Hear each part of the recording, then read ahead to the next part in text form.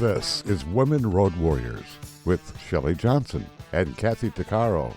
If you drive long haul, short haul, or heavy haul, they're here to empower and inspire women in the trades on tncradio.live. So gear down, sit back, and enjoy. Welcome to Women Road Warriors with Shelley Johnson and Kathy Tuccaro. We're a show that works to inspire and empower women in trucking, in the trades, and really everywhere. We tackle all kinds of topics and work to encourage women to be their very best with informative guests, experts, celebrities, and people who are champions for women. I'm Shelley and... I'm Kathy. No topic is not allowed on our rig. We tackle the tough topics along with others, and we like to feature experts and celebrities who can assist women in being the very best that they can be. Many of our listeners have struggled with a loved one who has a serious addiction. This can literally rip a family apart. Many family members are left not knowing what to do as they deal with relapses and the ups and downs of a loved one's addictions. Pamela Brinker is a well-respected psychotherapist who has practiced for over 30 years. She's treated thousands of clients and led workshops on many themes that include motivation, grief, mental health, and conscious bravery. She supports the loved ones who are faced with a person's addiction. Her first book, Conscious Bravery, is an Amazon bestseller.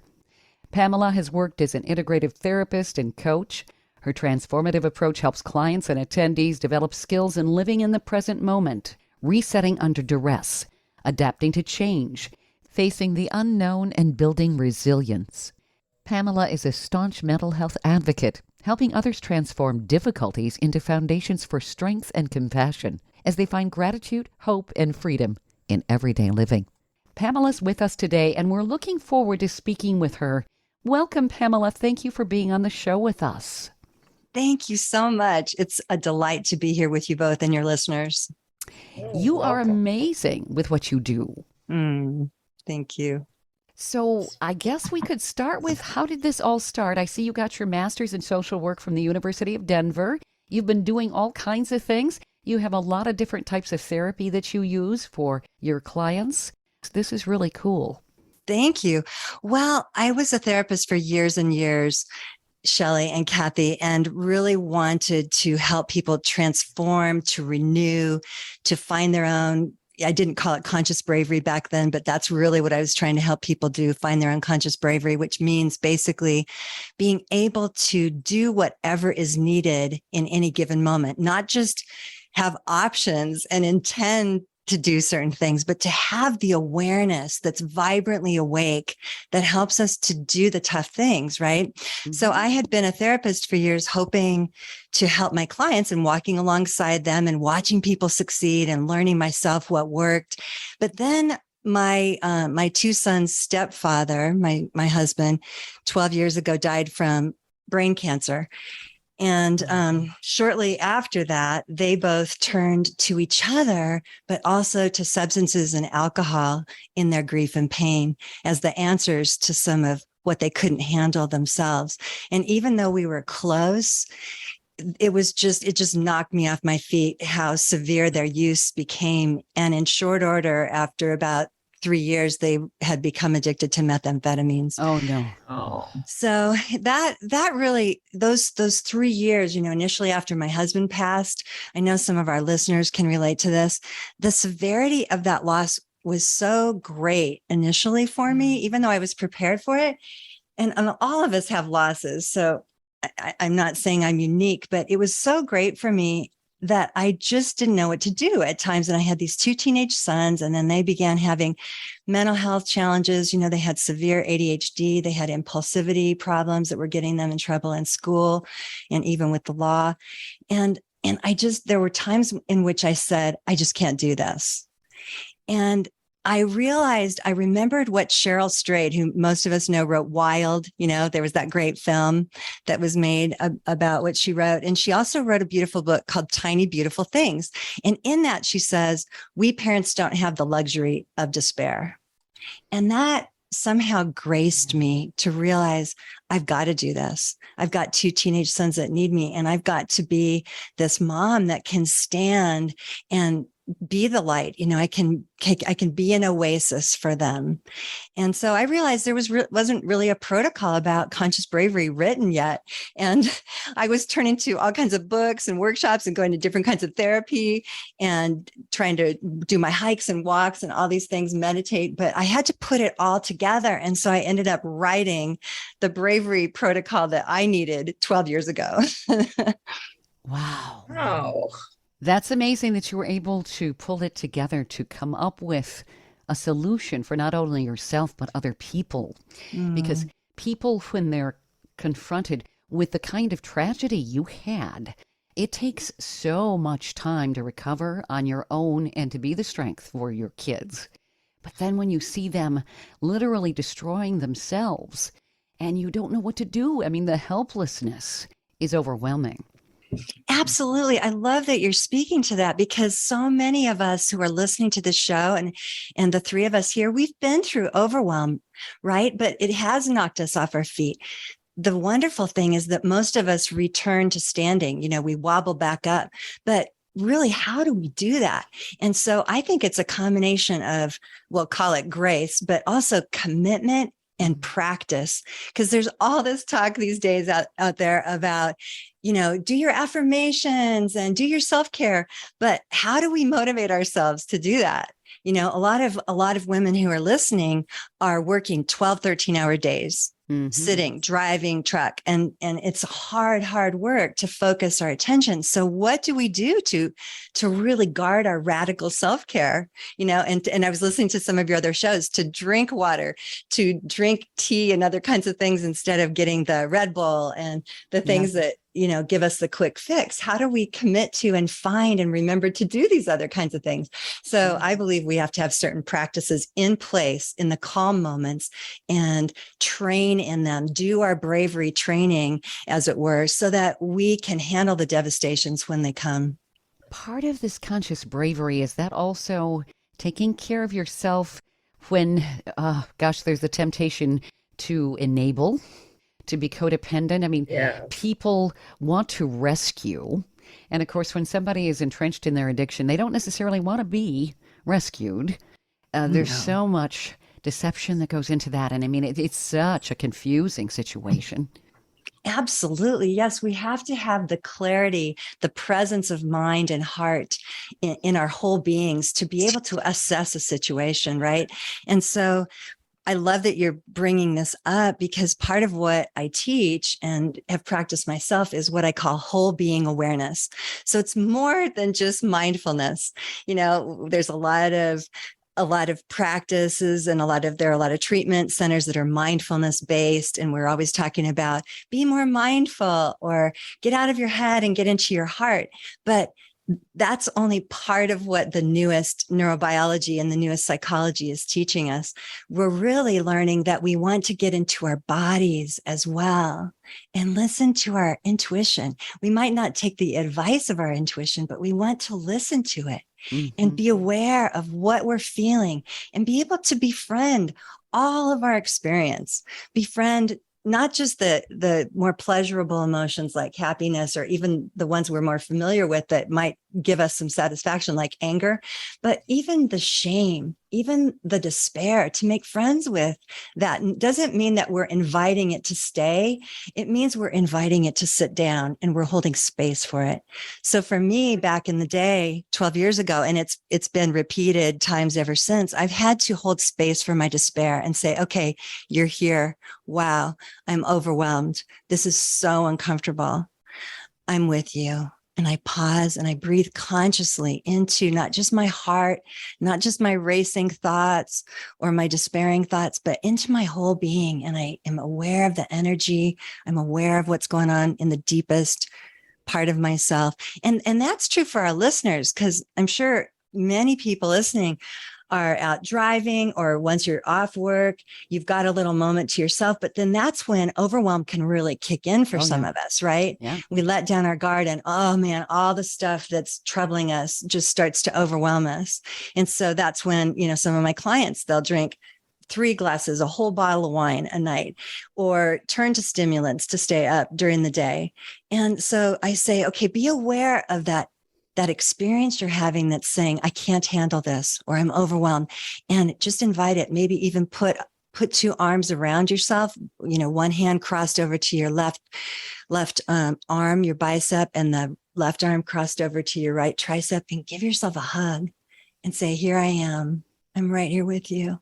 Just like we would to our best friend or a child, we wouldn't push them aside and say, get over this, And so that's part of what we want to do. Instead of enabling or managing, we want to be able to have the awareness. So I bunny trailed around a little bit there, but we want to have the awareness that tells us what's happening in ourselves first, not just what's happening in the other, because that's part of what most people call codependency, is that we're so aware of what's going on with the other person, yes, correct? That we tend to their needs first.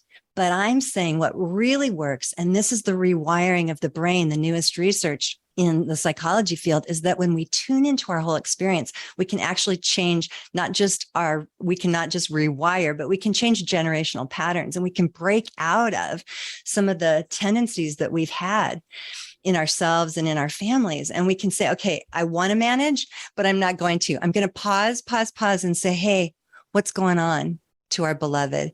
Or maybe say, hey, I'm here with you. What are you feeling? And then we allow that space to come in, and there's tenderness along with that assertiveness or that desire for action. And that tenderness can be just as powerful as some sort of enabling, that we think the enabling is going to provide for us.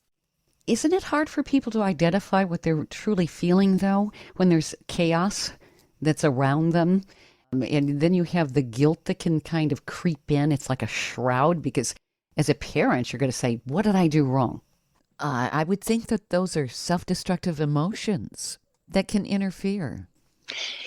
I love that you're saying this, because they could be, but if we realize that in our human experience, we all feel guilt fairly often.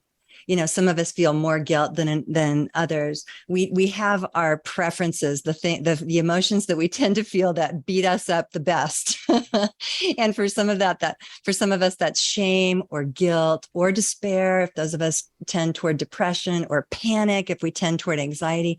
And so we've got to know ourselves well enough to kind of say, oh, this is the part of my story when I start to say, all right, I'm feeling anxious. I'm just going to go straight to panic. I'm going to feel overwhelmed, and I'm just going to allow my body to take over and my heart to race and so forth. So if we notice that's happening, we can actually, because I've struggled with anxiety and panic myself, so I'm not just speaking to this from the point of view of my clients, but we can actually use conscious breathing to bring us down if we're panicked, or to bring us up if we're depressed. That's the beauty of the breath, right? It can either calm our nervous systems, or it can bring us up.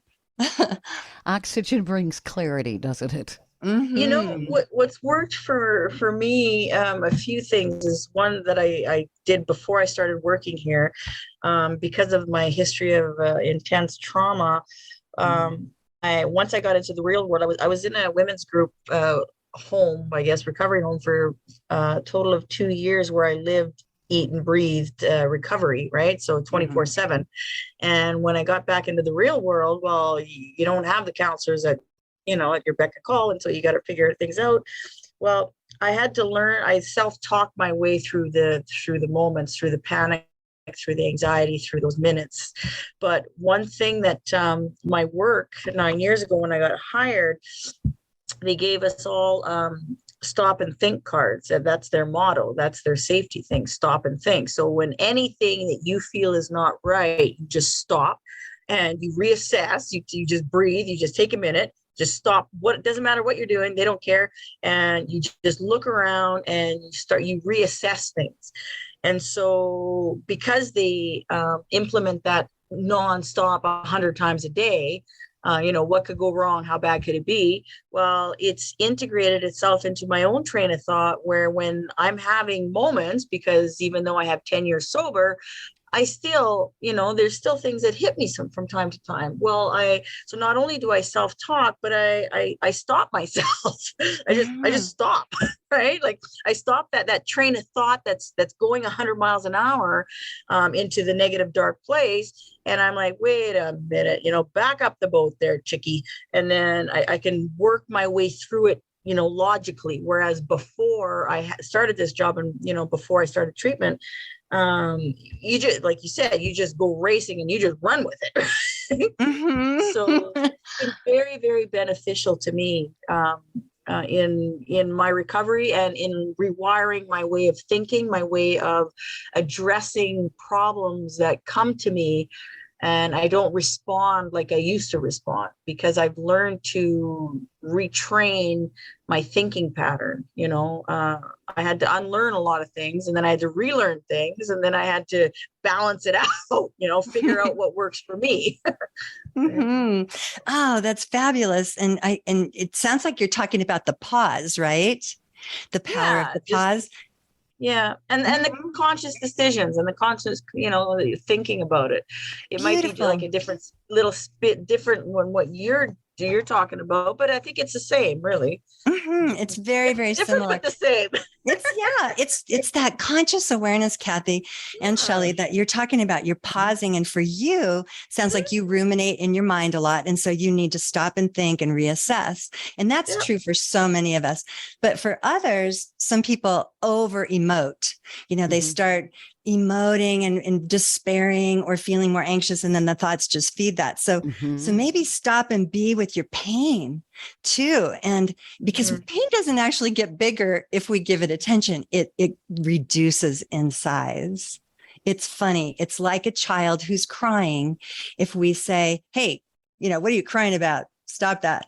Then they're just going to feel more despairing and despondent and, probably cry harder. But if we say, hey, come here, hey, I'm with you, then their emotions are going to calm down. So many of us are thinkers. A lot of us are emoters. We feel our feelings really big. Other people get into their bodies and they don't even know what they're thinking, and they don't even know what they're feeling, but they might have to just go work out or eat or do something to avoid or stuff or try to avoid or deny the pain or to find a way out of it.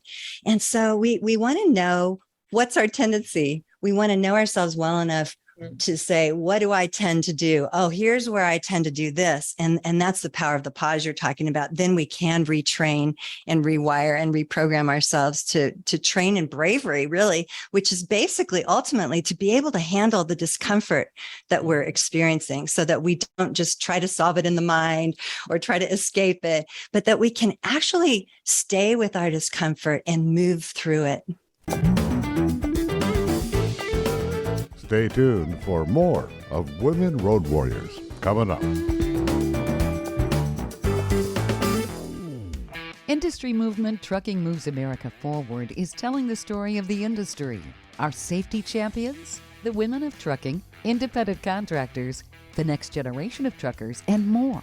Help us promote the best of our industry. Share your story and what you love about trucking. Share images of a moment you're proud of. And join us on social media. Learn more at truckingmovesamerica.com. Welcome back to Women Road Warriors with Shelley Johnson and Kathy Tuccaro. You said something that just kind of clicked. A lot of people, myself, I'm speaking from my own personal experience, is that I couldn't, that discomfort, I couldn't put a name to the emotion that I was feeling. I didn't know, I'll say anger. I've always said, because I was very soft and, I'm not an angry person. And, because I associated anger with the direct violence. Right. And so, but it took me a long time to figure out that what I was feeling was in fact anger, but it was coming out in different ways. I was managing to manifest it so that it didn't come out in the violent way, but it would come out in a different way. So learning to put a name to my emotion was very critical in part of my recovery. And to this day, assessing what am I feeling and why am I feeling this way? Like, what is the trigger behind this? And really learning who Kathy is and what makes me respond to certain things, right? And I think a lot of people, they're so busy. I mean, we get so distracted by life and the 10,000 things that are hitting us left, right, and center that we forget to get to know ourselves, especially Yes. mothers, because we're so busy with, with our children's and spouses and family and, soccer games or whatever, right? Homework. And then that we're kind of like just floating, just barely scraping by. And then, so how do we find time to really know what we like or don't like, or what we want, or what we're feeling and why we're feeling it?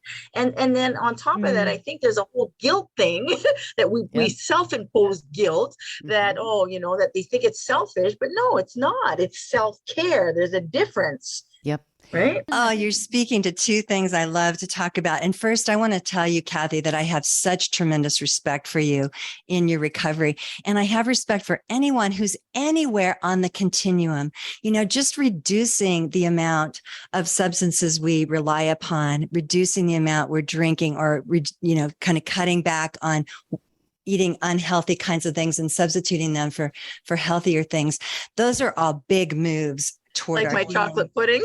Yeah, there you go. Sure. Hey, Chocolate's actually good for you.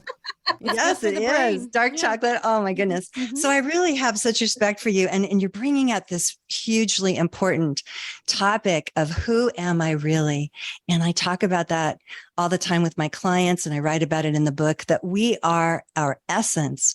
We're not just who we are as moms, as partners, as spouses, as drivers, or as entrepreneurs, whatever, as spokespersons. We're not even our talents or our skills and gifts. Those are things that we have, that we do, but that's not who we are. And so when we know who we truly are, that at the deepest core part of us, we are this beautiful self that is filled with kindness and love and filled with bravery. And all we need to do is cultivate that, develop it over time in little steps, A to B to C to D. We become better at loving. We become more consciously brave the more we practice. Even in the trenches, we practice, or we practice in the easier moments. Just as we do in relationships with love, we become slightly better a little by little, right? And so when we can do that, we can revert back to knowing, oh, this is who I am. I am this being. I'm the being part of my humanness. And I don't have to feel like I'm a failure if I fall back to, eating a whole bag of cookies and tons of chocolate some night. I can say, okay, that's what I did to self-soothe that night. But hey, today's a brand new day, brand new moment. I know who I am, and I'm going to proceed forward in a new place. See, that's the thing that I think where people get stuck, because they get so enveloped in their feeling of unworthiness, right? And that's a common denominator in all in addicts, alcoholics, whatever. Is that feeling of unworthiness. And when the minute they do something, they automatically, they revert back to that, oh, I never get it because, I'm not good enough and I'm this and I'm that. And if they could only learn to accept, okay, you know what, that failures and mistakes, it's part of success. Like I've failed so many times, but that's what it takes in order to take that next step. Then it's okay, right? That it doesn't mean you're unworthy. That doesn't mean you're no good. It's just okay, and it's okay it's part of the next step, right? That's it. That's So that feeling of unworthiness. What do you tell clients? Because I'll give you an example. My best friend, who was in recovery with me back in 2011, 12, she had 8.5 years clean and sober, and she was the most beautiful light I have ever seen. Like, I shine bright. She shone even more. Like, she was like unbelievable. And she was doing traveling the world with Salvation Army and doing all sorts of talk on human trafficking and just, but forgot to self-care. And she ended up relapsing. And that feeling of unworthiness and lack of purpose. And she never could get over it. And she ended up dying in my house a couple years ago. And I was trying to help her and give her the tools, the same tools that we had in recovery, and give her the new tools that I had learned over the years, and assist her in showing her how beautiful and how worthy and how her impact globally was profound.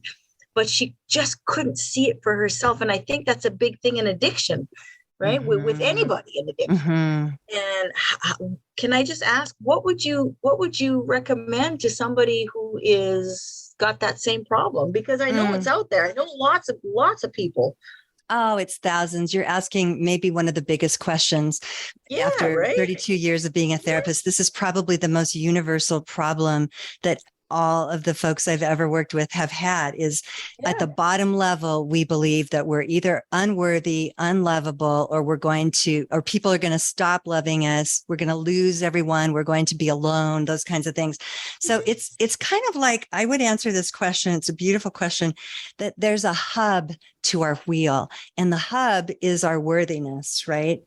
And how do we start with that? Well, first we commit to it. We say, I don't like the feeling of beating myself up all the time. So I'm going to commit to believing, even if I don't totally believe it yet, I'm going to commit in faith that I am worthy, just like my best friend is worthy or my child is worthy, right?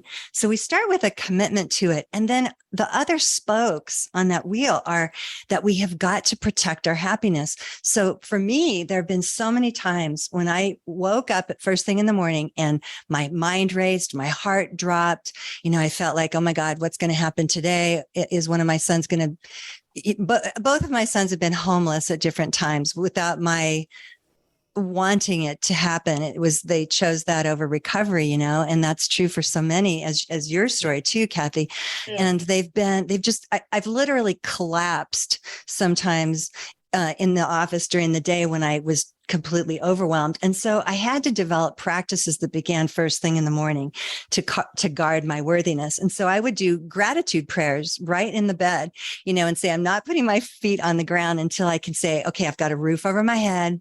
My son may be alive, he may not, but if he's alive, I'm going to do whatever I can to send him love with boundaries and compassion.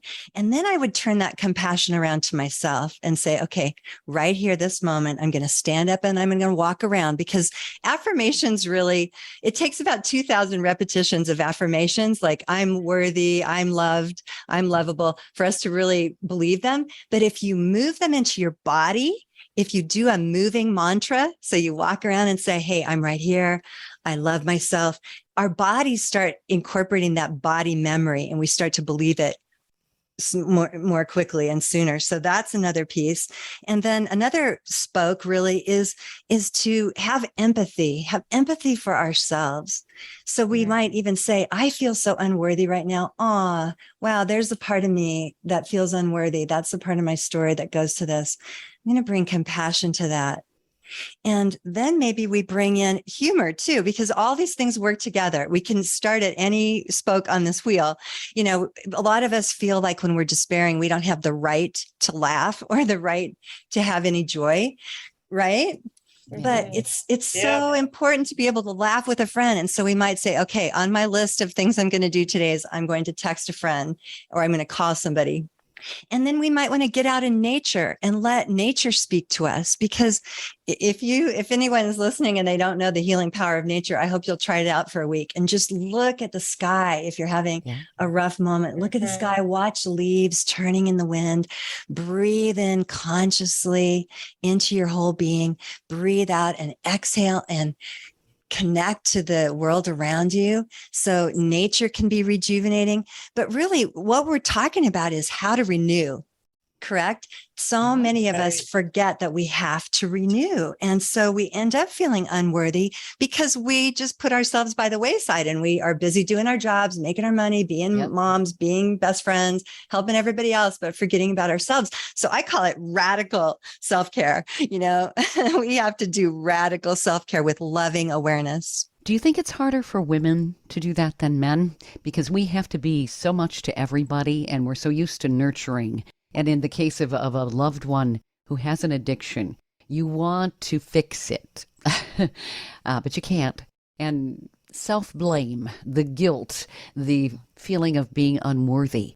Does that seem to be more women suffering from that than men, or not?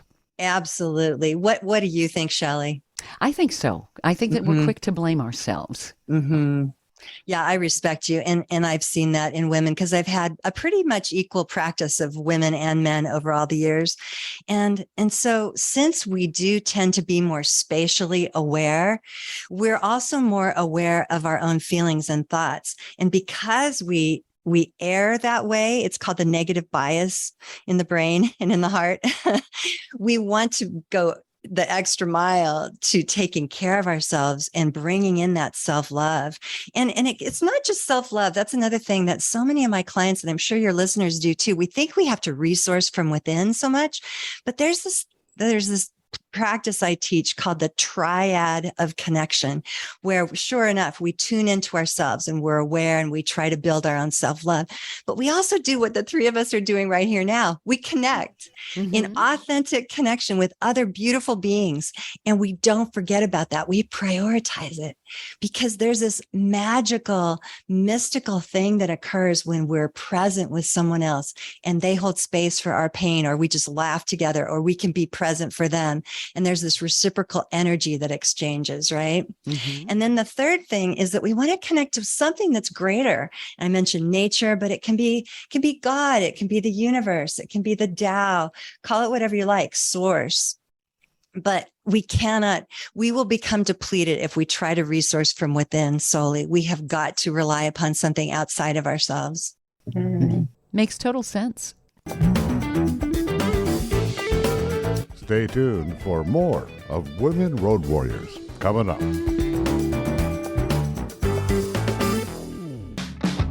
Trucking Moves America Forward, or TMAF, is building a positive image of trucking by telling the story of the hardworking drivers and industry professionals who support the industry. And you can be a part of it. Learn more about TMAF and how you can join and be a part of the industry movement working to build a strong image of trucking by visiting TMAF's website at truckingmovesamerica.com.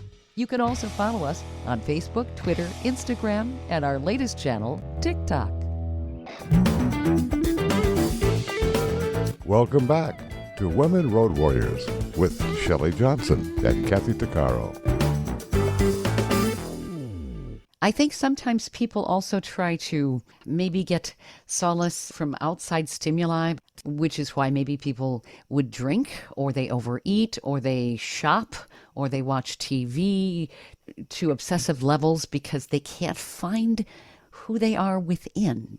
Do you think they have to have external rewards somehow to make up for that hole? Absolutely. We need both. We do need outside stimuli. And so there's a bulk of knowledge out there that says, oh, just forget about that. Try to rely upon yourself and go inside to your soul. Well, we live in the 3D world. We live right here with our feet on the ground. And so we've got to put our boots on the ground and maybe do something that's a slightly healthier choice. And that's where A to B to C to D.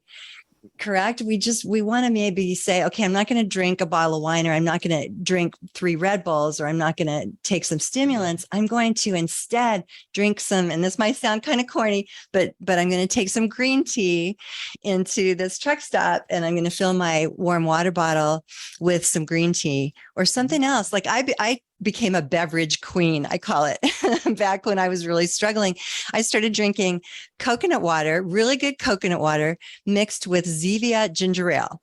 And I love it. It's great. I tell my clients, and they love it too. Like you put in half a glass of coconut water, really good coconut water that you like, and then mix some Zevia ginger ale.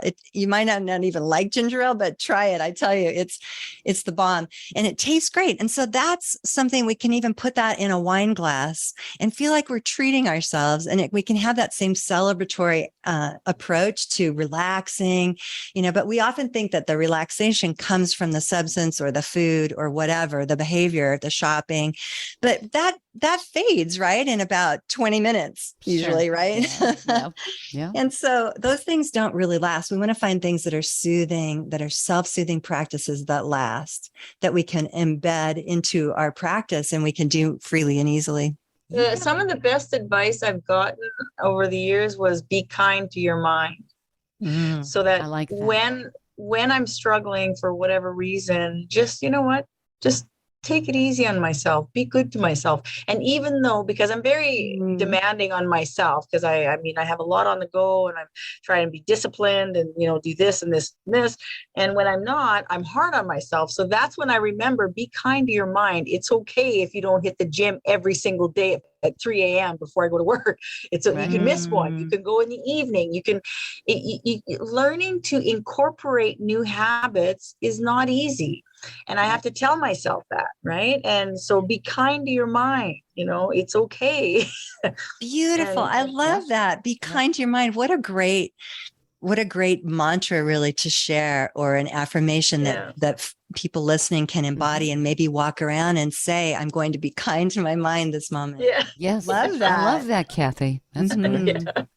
And you know, some new friends of mine have made t-shirts, and they say kindness and bravery, something like that. Kindness and bravery. And those two things go together. And don't you too, I don't know if you found this, Shelley and Kathy, that seeming opposites go together, like being kind to our mind. That doesn't come naturally to us, right? Because most of us think that our minds are kind of our enemy. But if we bring kindness to our minds, then it's easier to bring kindness to our bodies. And it's actually easier to jump into the bravery that's needed in that situation. So kindness or even tenderness or compassion and bravery or assertiveness can go together. You know, these principles work with most any kind of obstacle in life, not just somebody, you know, say a woman is dealing with a family member or a loved one with addiction, just general obstacles, because life throws us curveballs. And this gives us the ability to be able to think on our feet and have the confidence. I think that's the big word, isn't it? Self-confidence in a new way. Yes, love that. The self-confidence is really what most of us want, and we want to be happy. And so we need to have practices that help us build that into our everyday life.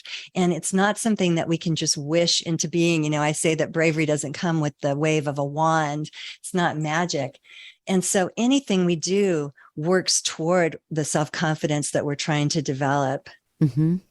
Anything we do matters. Every little step along the way is important. And even like you were saying earlier, Kathy, our mistakes, I learn more from my mistakes than I do from my successes. So our mistakes matter. That's when we say to ourselves, wow, never doing that again. Right? Yeah. Oh my God. Learning equipment, operating equipment.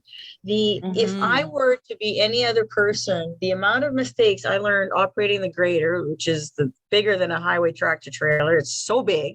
The blade is 23 feet long, 3 feet high.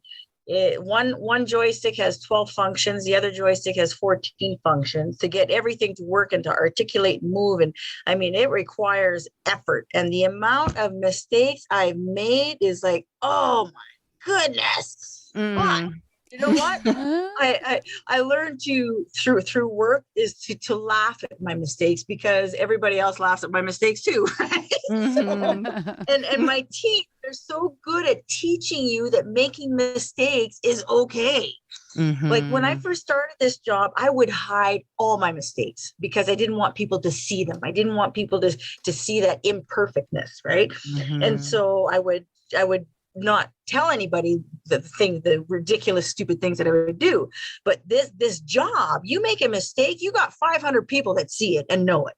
So you have no choice but to either you cower and you don't take the joking, or you can just, you know what, that was the stupidest thing I've ever done. I don't know why. Did you see that? or I now, when I make a mistake, I'm the first one to say, oh my God, did you guys get a look at that? Holy crap. You're so aware and honest. Yeah. Love that, because that By connects to owning my mistakes, it empowers me. I'm not cowering inside trying to hide it. Now I'm wide open, right? And it changes that whole rewiring in my brain. It changes things because I'm able to own it. Brilliant. And I'm sorry, I didn't mean to talk over you, but I was getting excited. I was thinking the same word that you were thinking, that we're empowered when we can be honest, we can be transparent, and we can also break the stigma that you were talking about, Shelley. We're all carrying around so much stuff. There's intergenerational trauma. There's secrets in our families. But if we can start busting out of our own secrets and maybe we're not like trying to sing what's happening, tell somebody else's story inappropriately or anything like that. But if we can see that our mistakes sort of go with the secrets that we keep and start unveiling ourselves a bit. Yeah. Unmasking is what I like to call it. So very true. That. I do too. That's great. Stay tuned for more of Women Road Warriors coming up. Industry movement Trucking Moves America Forward is telling the story of the industry. Our safety champions, the women of trucking, independent contractors, the next generation of truckers, and more.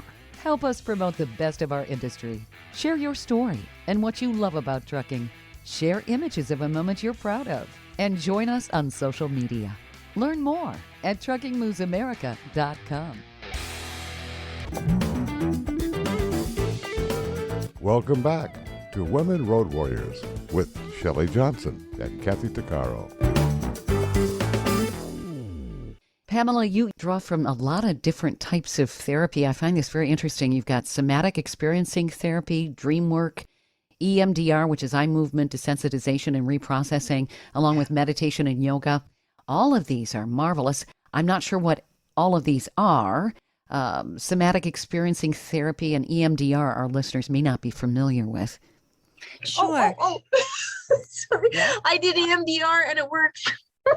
Wonderful. So EMDR stands for eye movement desensitization and reprocessing. It's really also called bilateral processing. So it's the same thing we do when we move our right arm forward and our left arm back, or lift our right arm up and put our left arm down, and then cross it across our hearts and left arm up, right arm down. So you might have heard of it as brain gym in the schools. So that bilateral processing is part of what activates both the right and the left sides of our brain, which we need to be able to, as you were saying earlier, Shelley, be able to do what's needed and kick in and make a conscious choice. And so that's part of why I love not just EMDR, but anything. I teach really simple cross crawl exercises to my clients, just lifting up your right foot and touching it with your left hand, lifting up your left foot and touching it with your right hand, crossing across your body. Those are things anyone can do anytime if they're just getting out of their truck and moving their body around. You can do that, walking around a bit, and you can reactivate part of the brain that is struggling to look for answers. Then all of a sudden you might relax a little bit more, or a different solution might come to you if you're reflecting, say, for example, upon something that's going on in your life. So that's part of why I became an eclectic and integrated psychotherapist, because I don't believe that any one particular practice works for everything. So that's a little bit of the EMDR or the bilateral processing. And as you know, Kathy, it definitely works because you're accessing parts of the brain that have been kind of tucked away, and you're allowing them to give you answers. So I'd encourage listeners to look up EMDR or bilateral processing. And then somatic, you were asking about somatic inquiry. I know it's kind of a lot of big words. Somatic just means in the body. Right. And when we inquire, we ask, what's happening in my body? For example, right now, if the three of us just tune into your body, what do you notice? You might notice your throat is tight, or you might notice your shoulders are hurting. And I hope our listeners can just tune in for a second and ask, what's happening in my body? That's somatic inquiry. You're just asking, hey, body, talk to me. And since the body talks, the body also has wisdom, just like our friends who talk to us and carry around a lot of concise answers and have wisdom inside of them. Our bodies have wisdom. And so if we tune into them, they can give us data about what's happening, and they can say, hey, you're feeling really tired and overwhelmed. You need to do something to bring yourself up and stimulate. Or, you're feeling so excitable. You're almost frenetic. Let's bring it down a notch. And so that body awareness can help us know what's needed. And it's easy to know what we need to do. But then the next question is, how do we actually do it? But we can talk about that if you like. Well, we don't have a lot of time left. We'd love to do that, but I think that maybe our listeners could reach out to you. Certainly you have Conscious Bravery. That's a book that you released, and you have a series. Am I correct that listeners could read? Not yet. I'm writing the series, but the first book, Conscious Bravery, is available. Thank you so much for saying that. It's on Amazon. And then they could go to my YouTube channel and subscribe. I've got videos and stuff up there. Excellent. And my website too. Mm-hmm. Where do people find you? What are the websites and the locations on social media? Right. The website is just PamelaBrinker.com. And there are lots of blogs and all kinds of resources on the website that would be helpful. And then on social media, I'm on Facebook and LinkedIn and Instagram. Basically, just look up my name and it should come up. It's slightly different on each one, but my website's the main place to find me. And then the YouTube channel, which is Be Brave with Pamela Brinker. I love this. Thank you. I love your insight. Oh, thank you so much. I have to ask, how are your boys? Oh, thanks so much for asking. They're both doing really well. They're finding their way, but they're both doing really well. And they practice some of these things. They really like to breathe consciously. So it helps them in the moment to just kind of come into the here and now, So they've learned a lot of these things and do them themselves, and they're coming along. Excellent. Yeah. Thank you. Yeah, my daughter too. She struggled as well and stuff. And so she's just fine. She's 28. She's just finally coming along and taking some of the advice and learning and trying new things. And oh my God, I'm so proud of her because I know the struggle, right? I've been it, and she's seen me struggle, so I get it, right? Oh, that's fantastic. I hope she feels proud of herself for doing that, because that's a real real accomplishment. She is. One day at a time, one step at a time, 1 hour at a time, 1 minute. Baby steps. Yeah. That's right. This is wonderful, Pamela. You are an inspiration. I love your insight. Oh, thank you so much. That's such a beautiful compliment from you. I respect you so much and all your listeners, and I really hope that this helps. And please reach out to me if there's any way I can help, if you need anything. Do you work with clients remotely? I do, but my practice is full. So right now, the best way for people to reach out to me is through my website or send me an email. Okay. Yeah. Terrific. Wow. This has been great. I think we'd love to have you back, maybe to focus on a particular area or something. Oh, thank you. That'd be a delight. I would really appreciate it. Yes, because I could talk to you for another hour easy. Oh, same. You two provide such great value to your listeners. And again, I just can't thank you enough for everything you do. I was listening to several of your episodes, and you just have amazing guests. And I hope our listeners will really go away with feeling like you're really treasured. You're a beautiful being. And I hope you can find your worthiness. Thank you so much, Pamela. That's a wonderful compliment. Yeah. This has been great. My pleasure. Again, I'm really grateful to talk with both of you and everyone here. You've been listening to Women Road Warriors with Shelley Johnson and Kathy Tuccaro. If you want to be a guest on the show or have a topic or feedback, email us at info@tncradio.live.